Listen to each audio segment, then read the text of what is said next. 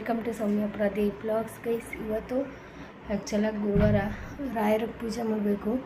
ಆ್ಯಕ್ಚುಲಾಗಿ ನಾನು ಪ್ರದೀಪ್ ಓದಿರ್ತಾರೆ ಅಂತ ಇಷ್ಟೋ ತನಕ ಕಾದೆ, ಬಟ್ ಅವ್ರು ತಂದಿಲ್ಲ. ಸೊ ಇವಾಗ ಅವರ ಅಪ್ಪನ ಹತ್ರ ಅವಳನ್ನ ಬಿಟ್ಬಿಟ್ಟು ನಾನೇ ಉಣ್ಣು ತರಕ್ಕೆ ಹೋಗ್ತಾ ಇದ್ದೀನಿ. ಸಿಗ್ತೀನಿ ಗೈಸ್. ಅಲ್ಲಿ ರಾಯರ ಮಠಕ್ಕೆ ಹೊರಟಿದ್ದೀವಿ.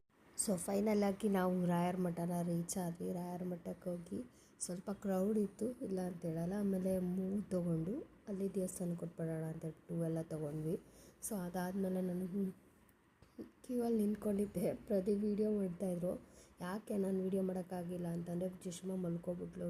ತುಂಬ ನಿದ್ದೆ ಮಾಡ್ತಾಯಿದ್ಲು, ಡೀಪ್ ಸ್ಲೀಪಲ್ಲಿದ್ಲು.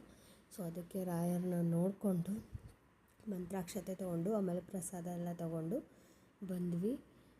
ಸೊ ಅದಾದಮೇಲೆ ಇಲ್ಲಿ ಫಂಕ್ಷನ್ ನಡೀತಾಯಿತ್ತು. ಸೊ ಅಲ್ಲೂ ಒಂದು ಸ್ವಲ್ಪ ಹೊತ್ತು ನಿಂತ್ಕೊಂಡಿದ್ದು.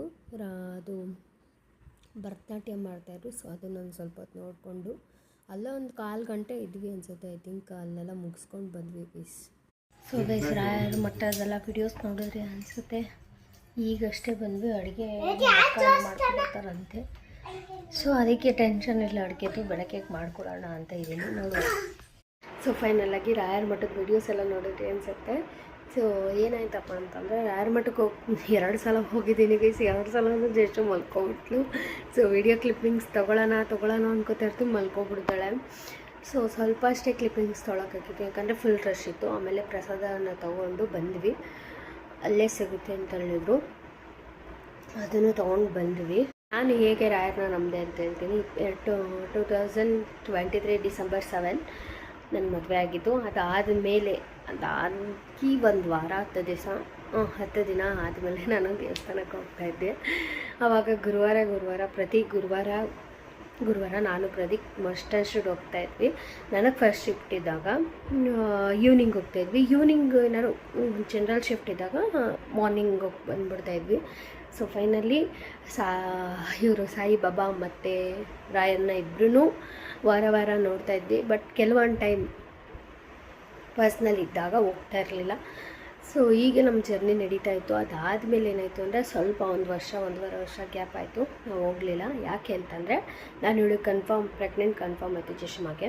ಸೊ ಆವಾಗಲೂ ನಾನು ಅಲ್ಲಿ ಊರಲ್ಲಿ ಯಾವುದೇ ರೀತಿ ರಾಯರ ದೇವಸ್ಥಾನ ಇಲ್ಲ. ಸೊ ಅಲ್ಲಿ ಹೋಗೋಕ್ಕಾಗಲಿಲ್ಲ. 1.5-2 ವರ್ಷ ಆಯಿತು ಗೈಸ್ ನಾನು ರಾಯರ ಮಠಕ್ಕೆ ಹೋಗಿ. ಸೊ ಇಲ್ಲಿಗೆ ಬಂದಮೇಲೆ 9 ಮಂತ್ಸಿಗೆ ಇಲ್ಲಿ ಹಳೆ ಮನೆಗೆ ಬಂದೆ. ಹಳೆ ಮನೇಲಿ ಇದ್ನಲ್ಲ, ವೀಡಿಯೋ ಮಾಡಿದ್ನಲ್ಲ, ಆ ಮನೇಲಿ ಇದ್ವಲ್ಲ, ಆ ಮನೇಲಿ ತಗೊಂಡು ಕೇಳ್ತಾಯಿದ್ದೆ ರಾಯರ ಮಠಕ್ಕೆ ಹೋಗಬೇಕು, ದೇವಸ್ಥಾನಕ್ಕೆ ಹೋಗಬೇಕು ಅಂತ. ಸೊ ಅಲ್ಲೂ ಅವ್ರಿಗೆ ಅಲ್ಲೇನಂತ ಅಲ್ಲಿ ಹೇಳೋದಲ್ಲ ಅಂತ ಪರಿಸ್ಥಿತಿ ಆಯಿತು ಅಂತ. ಸೊ ನಾನು ಹೋಗಬೇಕು ಅಂದಾಗ ಅವರು ಬರ್ತಾ ಇರಲಿಲ್ಲ. ಇಲ್ಲ ಅವ್ರು ಹೋಗೋಣ ಅಂದಾಗ ನಂದೇನಾದ್ರು ಪರ್ಸ್ನಲ್ ಪ್ರಾಬ್ಲಮ್ ಇರ್ಬೋದು, ಇಲ್ಲ ಏನೋ ಹಾಗೆ ಪ್ರಾಬ್ಲಮ್ ಆಗ್ತಾಯಿತ್ತು. ನಿರ್ಧಾರ ಮಾಡಿ ರಾಯರ ಮಠಕ್ಕೆ ಹೋದ್ವಿ. ರಾಯರ ದರ್ಶನ ಮಾಡೋಕ್ಕಾಗ್ತಲ್ಲ ಅಂತ ಬೇಜಾರಲ್ಲಿ ಜಗಳ ಆಡಿದ ನಿಜ. ಸೊ ಫೈನಲಿ ಒಂದು ದಿನ ರಾಯರ ಮಠಕ್ಕೆ ಹೋಗಿ ಅವತ್ತು ಏಕಾದಶಿ ಇತ್ತು. ಜುಲೈ ಅಲ್ಲ, ಜೂನ್ 11 ಅವತ್ತು ಏಕಾದಶಿ ಇತ್ತು. ಸೊ ಅವತ್ತು ನನಗೆ ಹೆಂಗೆ ನೆನಪಿದೆ ಅಂದರೆ, ಅವತ್ತು ಇನ್ಸ್ಟಾಗ್ರಾಮ್ ಸ್ಕ್ರೋಲ್ ಮಾಡ್ತಾಯಿದ್ದೆ, ಏಕಾದಶಿ ಅಂತ ಬರ್ತಾಯಿತ್ತು. ಸೊ ಏಕಾದಶಿ ಅಂದ್ರೇನು, ರಾಯರ ಮಠಕ್ಕೆ ಹೋದರೆ ಏನು ತಪ್ಪು ಅಂತ ನನ್ನ ಮೈಂಡ್ ಸೆಟ್ಟು. ಸೊ ಒಟ್ಟಿನಲ್ಲಿ ನಾನು ಅವತ್ತು ರಾಯರ ಮಠಕ್ಕೆ ಹೋಗಬೇಕು ಅಂತ. ಸೊ ಅಲ್ಲಿಂದ ಹೋಗಿ ಫೋಟೋ ತೊಗೊಂಡು ಅಲ್ಲಿ ನನಗೆ ಅಲ್ಲಿ ಅನ್ಸಿದ್ದು ಇಷ್ಟ, ಫೋಟೋ ತೊಗೊಂಡೋಗ್ಬಿಟ್ಟು ಪೂಜೆ ಮಾಡಿ ನೋಡೋಣ.